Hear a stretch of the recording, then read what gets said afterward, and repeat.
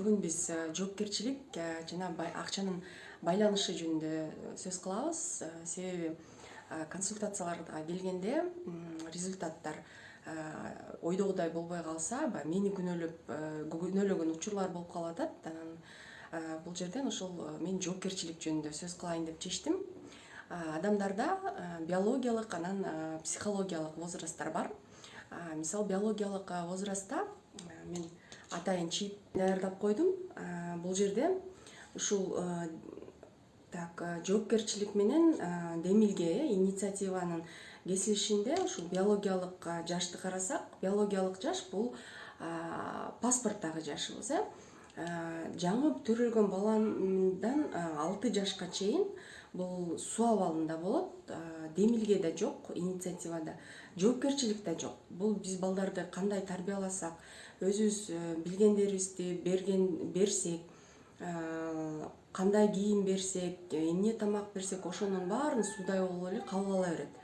Ошол суу кайсы формага куйсаңар ошону алгандай эле балдар дагы ушул возрастта ата-эне кандай сугарса, ошол гана нерселер менен алып ошондой чоңоет да. Андан кийинки жаш бул 7 жаштан азыр эми 20 жаш болуп калды. 20 жашка чейин бул от абалында болот. Баарына кызыгат, баарын кармап көргүсү келет, баарын бул жашта, бул аралыкта мисалы тамеки чегип көрүшөт, спирт ичимдиктерин баамдап көрүшөт, машина айдап көрүшөт, бир оттой болуп турат да. Биякта өтө чоң инициатива, балбылдап оттой болуп жанып турат, бирок жоопкерчилик жок. Ушул учурларда көбүнчө жоопкерчилиги үчүн кичине наказание алган ушул возрасттарга келет да. Өтө көп инициатива болгондуктан ар кайсынын башын пробовать этип көрөт, жанагындай өлүмдөр жөнүндө да ойлонуп көрүшөт. То есть баарын тең пробовать эткенди жакшы көрүшөт. Бул ушул инициатива өтө күчтүү убакта. Андан кийинки жаш биздики ушул 21 жаштан 60 жашка чейин. Бул жаш аба, воздух абалында да. То есть бул эң жакшы возраст, эң жакшы демилге да бар, инициатива да бар, анан жоопкерчилик да бар. Мисалы, от абалында спирт ичимдиктерин ичип көрсө, аба абалында уже өзүнө жоопкерчиликти алат. Балким бөйрөгүм ооруйт, өтүм ооруп калат, мен иче албайм, дары ичишим керек, ушинтип өзүнүн ден соолугуна кам көрөт, мамилелерди туура кое баштайт. Бул эң жакшы возраст. Ал эми кийинки бул 60-тан жогору, анан Кудай берген жашка чейин 100 жаш болобу, 120 жаш болобу, жер абалында болот. Жоопкерчилик өтө чоң, ар бир нерсеге жооп берет, бирок демилге, инициатива жок. Себеби көп эле учурда бул жаштан өтүп калганда өздөрүнө чектөө коюп алат. Жаңы бизнес баштагандарда эми ушул жашта мен эми бизнес баштамак белем, же жумушта иштеп жүрсө инициатива кылбайт. Ушуга чейин эле ушундай иштеп келгем боло берет. Ушундай эле жашап өтө берем. Ремонт кылып берели, моундай ремонт экен десең, ой жолго ушундай эле жакшы, мага ушул эле болот. Ушинтип баягы инициатива жок да. Анан бирок жоопкерчилик өтө чоң. Баласы начар чыгып калса дагы, ооба мен ушундай каталарды кетиргем, ушундай болуп калды деп жоопкерчиликти өзүнө алат. Жакшы бир максаттарга жетсе, ооба мен ушуну ушундай жолдор менен кылгам деп, то есть баардыгын тең жоопкерчиликти өзүнө алат да. Эгерде сиздер чалам деп коюп чалбай койсоңуздар, же болбосо өздөрү мен ушул саатка чалам десе, сөзсүз түрдө ошол убакта чалышат. Анан баягы ар бир жаштын өзүнүн бир сулуулугу, керемети болот. Ошондуктан чектөө койбоңуздар. Мисалы, чет мамлекеттерде бул жаштан кийин үй бүлөлөрү менен дос болушат, үй бүлөлөрү менен саякатташат. Улгайып калган ата апалар саякаттап жүрүшөт. Же болбосо сонун бир өздөрүнө өмүр бою тилеген максаттарын орундап атышат. Себеби балдары чоң, неберелери бар, уже алар өздөрүнүн жашоосу менен жашашат. Ал эми бул убакта толугу менен ушул убакытты өзүңө бөлсөң болот. Кээ бир адамдар мейли 30ка чыгабы, 40ка чыгабы, психологиялык жашына өзүнө келбейт да. Себеби алар кээ бирде бир көрөсүң, 40 жаштагы адамдар өздөрүн бир 6-7 жаштагы баладай алып жүрүшөт да. Эгерде сизде азыр өзүңүз каалагандай жашасаңыз, өзүңүз каалаган машинаны айдасаңыз, саякаттасаңыз, каалаган акчаңыз банктын счетунда жатса, же болбосо бир матрастын астында турса, баары өзүңүз ойлогондой болсо, демек сиз эң мыкты жашоодосуз. Сиз жоопкерчиликти толугу менен өзүңүзгө аласыз. Эгерде сизде андай жок болсо, демек сиз уже ойлонушуңуз керек да. Эмне үчүн ушундай, эмне себептен ушундай результатка келдим, эмне причиналарды издеш керек да. Эмне себептен акча жок болот, же болбосо убакыт жок болот, же болбосо жалкоолук болот, айтор мисалы кайын журтум күнөөлүү, ата энем күнөөлүү, балдарым күнөөлүү деп дагы айтышы мүмкүн. Ар кандай ушундай бир причиналар болсо, демек сиз жоопкерчиликти өзүңүзгө албай элесиз. Демек сиз жоопкерчиликти өз колуңузга албай башкага түртүп коюп атасыз. Психологиялык жактан жаш бала позициясында калып калгандар, ошол 7-8 жаштагы өзүн ойлоп жүргөндөр, мындай признактар болот. Таарына беришет, бат эле таарынат, бат ачууланат, кызганып турушат. Анан здесь и сейчас дейт да. Мен азыр көргүм келет, мага азыр бер. Эч кандай бир шарттарды же болбосо условия деп коет го, аларды укпайт. Мен азыр хочу, мага азыр таап бер. Же болбосо от крайности до крайности деп коет го. Силерди анда сен муну кылбасаң, анда мен муну кылам деп силерди манипулировать этет, шантажировать этет. Анан бул позициянын эң кандай коркунучу бар. Бул мындай адамдарга Вселенная, биздин жараткан Аллах Таалам көп суммадагы акча да бербейт. Чоң максаттарды койсо дагы алар аткарылбайт. Себеби жаш баланын кыялы болуп турса, буга эмнеге бермегиле? Мисалы, сиз деле жаш балаңызга, мисалы 20 жаштагы чейинки балага сиз деле мисалы көп акча бербейсиз. Көп болсо 1000 сом бересиз. Так не жалко деп бир 20 сом, 50 сом берип коесуз да. Ошол сымал эле да, бизди Аллах Таалам мындай позициядагы адамдарга көп акчадагы сумманы да бербейт. Берсе эмне болот? Мисалы, берсе бат эле ал акчаны коротуп жиберишет. Айфон алат, наушник алат, кийим алат, өзүнүн бир керектелүүчү коротуп таштайт, досторуна коротуп таштайт. Бул акчаны сактайын, бул акчаны көбөйтөйүн, бизнес ачайын деген ойлор болбойт да. Же болбосо бизнес ачса дагы алар бат эле короп, бат эле бир жерге суудай сиңип кетет да. Ошондуктан бул позициядан өсүш керек. Кантип? Жоопкерчиликти өз колуңуздарга алыш керек, өз мойнуңуздарга алыш керек. Сиздерге ар кандай маалыматтар келет, ар түрдүү мүмкүнчүлүктөр келет. Ошону өзүңүз ойлонуп, өзүңүз чечиш керек да. Мен ушул жакты, мен ушуну издедим.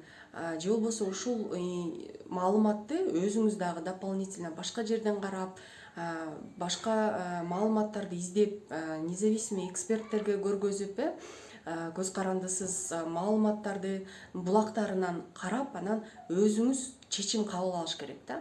Анан мисалы көп эле учур болуп калат, бизнесте, мисалы сетевой бизнес болуп калабы, инвестиционный проекттер болобу, сөзсүз түрдө бирөө айтат, себеби эми Кудайым сизге бирөөнү себепчи кылып жиберет да. Эч качан өзү түшүп алып сиздин кулагыңызга муну кыл деп айтпайт да. Бирок фильтр бул жоопкерчилик. Фильтрди сиз өзүңүз кыласыз да. Анан мисалы сетевойдо деле бул айткан, анан болбой калса бул күнөөлүү деп, же болбосо бизнесте бул айткан, эжекем айткан, байкем айткан, анан жездем мынткен деп биз аябай жакшы көрөбүз бирөөгө жоопкерчиликти артып койгондо. Ошентип күнөөлөгөн болбойт, себеби жоопкерчилик сиздин жашооңузга сиз гана жоопкерсиз.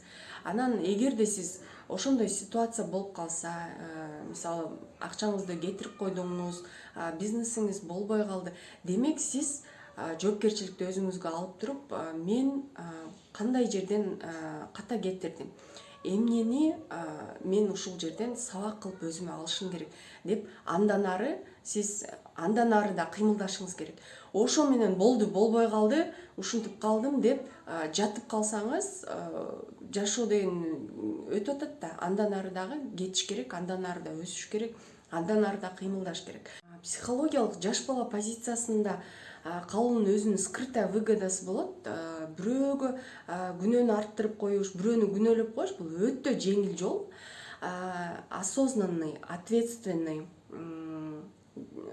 жашоонун тепкичинде өткөндө сиздерде жазалар болот, турмуштун оор соккулары болот, боль да, страх, коркунучтар болот. Эгерде сиз жаш бала позициясында болсоңуздар, алар жок да. Бирок 18 жашка чейин гана жазадан качса болот. Кошунам күнөөлүү, досум күнөөлүү, подружкам күнөөлүү же эжекем күнөөлүү деп күнөөнү башкага арттырып койгон бул кичинекей баланын позициясы жеңил кутулуп кетет да. Мейли ата энеси наказание кылбай калышы мүмкүн. Ал эми 18ден жогору турмуштун өзүнүн жазасы болот.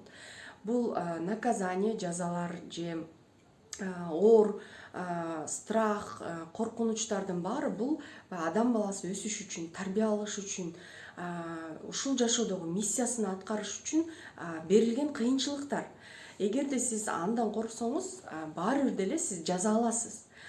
Сиз кичинекей бала позициясында жашайсызбы же осознанный чоң кишинин позициясында жашайсызбы, мындай айтканда от абалында жашайсызбы же аба абалында жашайсызбы, айырмасы жок, сиз жазаны аласыз. Мисалы сиз азыр акчаңыз жок, эмнеге акчам жок, жумушум жок, же болбосо депутаттар туура эмес закон кабыл алышты, несправедливо деп депутатты күнөөлөйсүз, президентти күнөөлөйсүз, возможно акимиңизди, губернаторду күнөөлөйсүз, жумушум жок, ошон үчүн акчам жок отурам деп. Бирок акчаңыз сизде жок да, сиз наказание алып атасыз. Аялым күнөөлүү, күйөөм күнөөлүү, ата энем күнөөлүү, ата энем мынтпай койгон, ата энемдин акчасы жок деген менен сизде азыр сиз каалаган телефон жок, же болбосо сиз каалаган машина жок. При этом ата энеңиз күнөөлүү болгон менен страдаете вы, жазаны сиз алып атасыз. Мисалы балдарым күнөөлүү деши мүмкүн, мен декретте отурам, балдарымды чоңойткондон кийин анан мен каалаган жашоо менен жашайм деп. Бирок байкасаңыздар, башка жылдыздарды караңыздар, ырчыларды, 3 бала менен, 5 бала менен деле карьерасын да жасап атат, үйүн да карап атат, балдарын да чоңойтуп атат, төрөгөнгө да жетишип атышат. Демек, осознанно жашаса болот. Эгерде эки позицияда тең эле, бирдей эле наказание да болсо, коркунуч да болсо, страх да болсо, аракет кылыш керек болсо, демек жоопкерчиликти өзүңүздүн колуңузга алууга балким убакыт келди. Жоопкерчиликти албаган киши ар кимди күнөөлөй берет да. Мисалы мамиледе деп кой, күйөөсү күнөөлүү, президент күнөөлүү, депутат күнөөлүү, ата энеси күнөөлүү, кайын журт күнөөлүү, финансыда мисалы карыздары бар, кредит алып алган, баласын жакшы жерде окута албайт, мисалы каалаган нерсесин барып ала албайт, мисалы окууда да, окуйн дебейт, китеп жок дейт, же болбосо китеп алганга акчам жок дейт, өзүн өзү өнүктүрүүдө мисалы тренингдер кымбат экен, мен тура албайм 5-те же 6-да, китеп окуй албайм себеби ал китеп бул жерде жок экен, китепти сатып алганга акчам жок. Ушинтип ар кимди күнөөлөй берет да. Мисалы ошол эле, мисалы сиз зарплатада иштесеңиз, эмнеге өспөйсүң, эмнеге зарплатаң аз, эмнеге дегенде директор күнөөлүү, начальник күнөөлүү, мен кылсам деле мындай болуп атат деп ар кимди күнөөлөй берет да. Анан мисалы кандай десем, мамиледе болгондо мындай пример кылсам, энеси 65 жашта, ал эми кызы 40 жашта. Азыркы учурда мамилелери өтө начар, себеби экөө тең бири-бирин күнөөлөйт да жашоосуна. Жоопкерчилик алуу бул өзүңдүн жашооңду эң жакшы майрандай кылып жашап өтүү да. Себеби бул жашоо бизге белекке берилген. Бул сиз канча акча таппаңыз, миллион табыңыз, миллиард табыңыз, мейли триллион табыңыз, бирок кечээки күнүңүздү сиз сатып ала албайсыз. Канча таап туруп ошол күнүмдү сатып алайынчы десеңиз сатып ала албайсыз. Демек эмне үчүн сиз бүгүн жаман жашап, бирөө менен мамилеңизди бузуп, ыйлап же болбосо бир низкий герц деп коет, нижний герц энергияда жашашыңыз керек. Себеби жашоо бул өзү белек. Анан мисалы ошол эле энеси менен кызын айтканда, энеси баягы кызын жалгыз өстүргөн, болгон сүйүүсүн, мээримин кызына берип, анан өзү калагандай, калаган бир баланы же болбосо бир кызы дагы ушундай энесинин айтканы менен жашаса деп ойлогон. Анан кызы дагы өзү тандаган баланы энеси жактырган эмес, өзү тандаган кесипти дагы энеси жактырбай башка жерге окуткан. Ошентип бул жерде баягы эки кичинекей бала, 20 жашка жете элек балдар бир үйдө калып калышкан да. Анан элестетсеңиз 5-6 жаштагы балдарга деле эки баланын башы бириксе алар ойной беришет. Чоң киши кереги жок аларгачы. Аларга баягы тамак ашы болсо өздөрү бирдемелерди ойлоп, фантазиясын включать этип алышып, ойноп жүрө беришет. Баягы бул үй бүлөдө дагы ушундай бир экөө жашай беришкен, кыз алып келген жолдошту жактырган эмес энеси, ошо менен кызы жалгыз калып калган.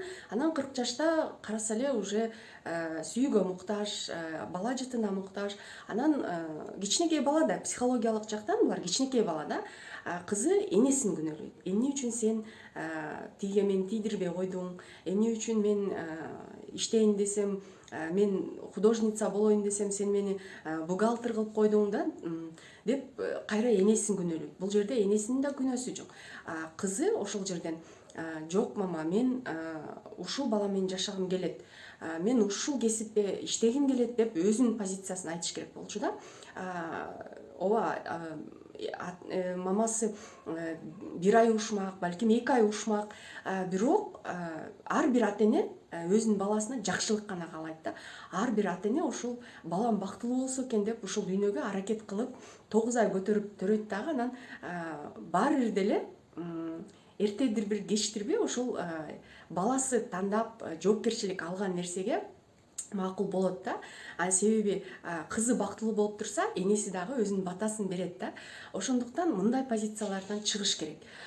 Эч ким күнөөлүү эмес, бул жашоодо только өзүңдүн жашооңо өзүң жоопкерчилик аласың. Анан финансы жагынан да кандай? Мисалы сиз финансы бир максат койдуңуз, биз өткөндө эле сүйлөшкөнбүз ал жөнүндө. Максат койдуңуз, билбейм кандай максат. Бир жылда мисалы $10,000 чогултам, же болбосо менин кирешем ай сайын $500 болсун. Ушул максаттар коюлгандан кийин ушул максатка аракет кылып, жоопкерчиликти өзүңүзгө алып, кандай бир кыйынчылыктар болбосун, кыйынчылыктар сөзсүз түрдө болот. Бай адамдарда да кыйынчылыктар болот, колунда жок адамдардын да кыйынчылыктары болот. Кыйынчылыктар баарында болот да. Ошону Кудай сизди сынайт да. Ушул ай сайын $500 алганга татыктуубу? Канчалык татыктуу болду экен деп сиздердин сыноолорду жөнөтүшү мүмкүн. Бул кыйынчылыктар болот. Ошого туруштук берип, жоопкерчиликти өзүңүзгө алып, биринчи жолу болбой калдыбы, эчтеке болбойт. Экинчи жолу, биринчи жолу сиз сабак алдыңыз. Демек, дагы кылыш керек деп кылып жасап эметсеңиз, Алла Таалам айтат экен го. сен бир кадам калсаң, мен сен жака 10 кадам кылам. Эгерде сен мен жака 10 кадам кылсаң, мен сен жака чуркап барам. Ошондуктан нужно только действовать. Аракет кылып, ниетибизди оңдоп, оюбузду түздөсөк, баары болот. Анан жоопкерчиликти дагы бир жолу ойлонуп, ошол психологиялык жашты биологиялык жаш менен тең алып барыш керек. Чоң рахмат. Эгер жакса лайк коюп коюңуздар. Эгерде пайдалуу болуп, өзүңүздөргө бир пайда алсаңыздар, бул видео менен жакындарыңыз менен да бөлүшүп койсоңуздар, мен өтө кубанычта болом. Ыраазымын. Жакшы туруңуздар.